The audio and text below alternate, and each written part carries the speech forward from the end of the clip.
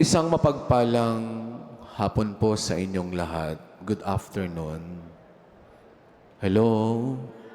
Ayan. Palakpakan po natin ang Panginoon. Kanina yata, alas 11, signal number 1 na. Hindi ko alam kung ano na po ngayon. May bagyo, ano? Anyway, sana po ay hindi na lumakas ang bagyong ito. No?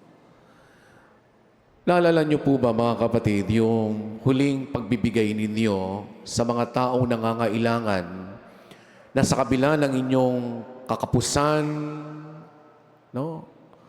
Kasalatan o pangangailangan din, nagawa niyo pang magbigay, magbahagi sa kanila. Ipinakikilala ng ating liturhiya ngayong linggo ang mga personalidad na hindi lamang nagbigay mula sa kanilang kalabisan. Tunay silang nagbigay mula sa kanilang kakapusan. Hanggang wala nang matira sa kanila. Kung inyo pong napakinggan sa unang pagbasa, ngayong linggong ito, mga kapatid, tila hindi na mahalaga ang kanyang pangalan, kaya hindi na ito isinama pa sa kwento. Inilarawan na lamang siya ang balong mula sa Sarepta. Tama nga na ang balong kanyang hininga ng tulong ay kumukuha ng panggatong. Ibig sabihin, mayroon silang iluluto, mayroon silang kakainin. Ngunit iginiit po ng balo sa kanyang, ito na ang huling pagkaing kanyang isisilbi o ibibigay sa kanyang anak dahil said na ang kanilang sangkap. At mali po yung tiempo ni Elias, no? Sa unang pagbasa ni Propeta Elias. Dumaranas ng tagutom ang buong lupain. Kaya nga hindi na po nagpaligoy-ligoy yung balo. Wala na rin silang pagkain. Ang kaunting sangkap na natira sa banga ay ang tanging magsasalba sa kanilang mag-ina. At isa pang bibig na sasalo sa kanila, magkakaroon na sila ng problema. Ngunit ewan niya, hindi niya rin naintindihan yung sarili. Sinunod niya rin yung propeta. Kung mayroon man siyang dinaramdam, hindi na natin malalaman pa. Ang alam po natin, wala siyang pinakawalang katanungan o mura man lamang patungkol sa propeta. Pinagbigyan niya yung kahilingan. Binigay niya yung lahat-lahat hanggang wala nang matira sa kanya. Sa atin, ang tendency natin kapag may nangihingi, lalo't alam natin kulang sa atin, hindi na tayo magbibigay. No? Sa ebanghelyo ating narinig, mga kapatid, may isa namang babaeng balo na nasali sa kwento. Kung hindi siya binigyang pansin ni Jesus, malamang hindi rin natin siya mapupuna. Kasi nga naman, sangkatutak at naglalakihan ang mga inihulog na abuloy ng mga nauna sa kanyang mayayaman. Ngunit hindi po nanatuos o kinuwenta ni San Marcos kung magkano ang halaga ng kanilang inabuloy sa templo. Siguro sobrang laki po nito at hindi na kailangang bilangin pa. No? Ngunit kapansin-pansin na natuos ang kakarampot na halagang nanggaling sa balo. 2 kusing nakatumbas ng isang pera. Malaking abuloy ng mga may kaya, ng mga mayayaman, laban sa 2 kusing na inihulog sa abuluyan mula sa isang balo. Kaya kung titingnan natin, mga kapatid, kahit sa ang anggulo nating sipatin, hindi tamang ipagkumpara ang dalawa. Bakit? Aba, dihadong-dihado ang galing sa balo. Kasi kukunti yung kanyang ibinigay. Ngunit mayroong pagtutuos na alam ang ating Panginoon na kakaiba sa paraan ng pagbibilang na itinuturo sa atin ng mundo. At ano yun?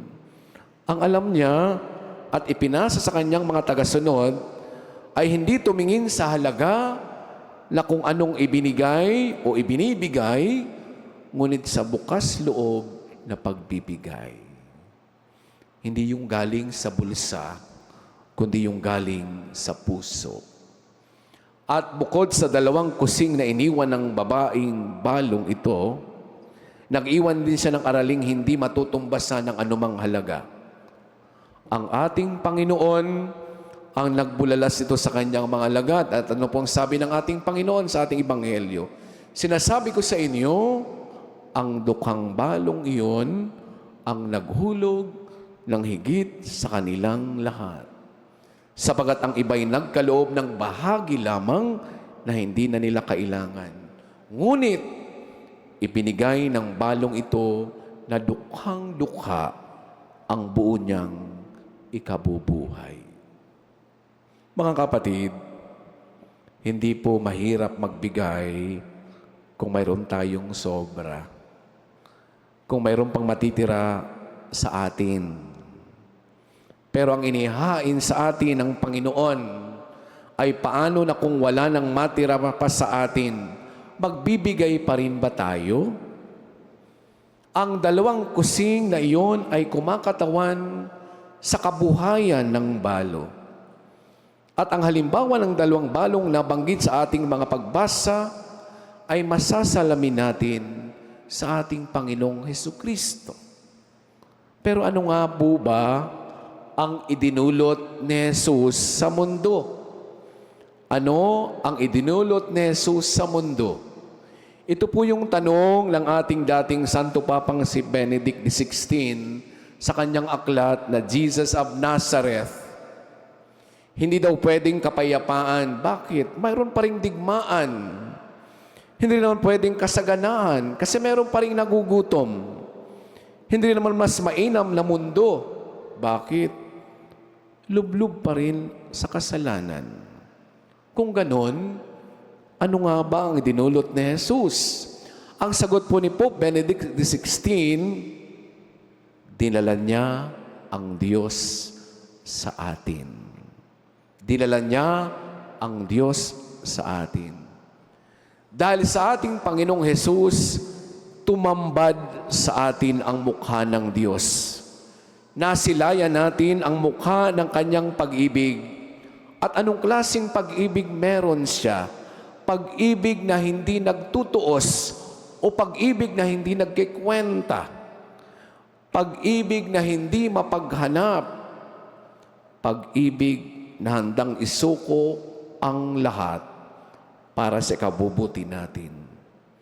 At ito po ang ipinahayag sa 2 pagbasa ngayong linggong ito. Hindi lamang nagsilbing pare si Jesus upang mag-alay ng sakripisyo para sa atin. Hindi lang siya pumili ng pinakamalusog na tupang handog upang iligtas tayo sa ating mga kasalanan. Ano po ang kanyang ginawa? Ano ang kanyang ibinigay? Ano ang kanyang inialay? Inialay niya ang kanyang mismong buhay. At sa halimbawang ito ni Jesus, mga kapatid, yun po yung hamon sa atin. Naway makita natin na ang tunay na halaga ng pagbibigay ay masusumpungan sa ating kakayahang umibig nang walang hinahanap na kapalit. Yun yung pangalawang hamon na napakahirap, hindi po ba? Yung una, yung magbigay ka sa kabila ng kasalatan, sa kabila ng kakapusan, sa kabila ng kakulangan, nakapagbibigay ka pa rin. Pero yung pangalawang hamon ay ito. Yung pagbibigay na walang kapalit. Pag-ibig na walang sukat. Pag-ibig na walang kondisyon. At pag-ibig na walang hanggan. Kaya nga po sa ating liturhiya ngayong linggo, nakilala natin ang 3 figurang handang magbigay, hindi mula sa kanilang kalabisan, nagbigay sila kahit na wala na silang maibibigay pa. Kaya nga naway matutunan din nating buhayin ang halimbawang kanilang ipinakita. Mayroon pa rin tayong maibibigay. Hindi man po siguro pera o material na bagay. Kaya nga po sa pag-alis natin ng simbahan mamaya sa pagtatapos ng ating banal na misa, Naway ang pag-ibig ng ating Panginoon ay baunin natin upang tayo man din ay makapagbigay sa mga nangangailangan. Matuto tayong magbigay ng walang hinihintay na kapalit. Magbigay ng walang sukat at umibig ng walang hanggan. Amen.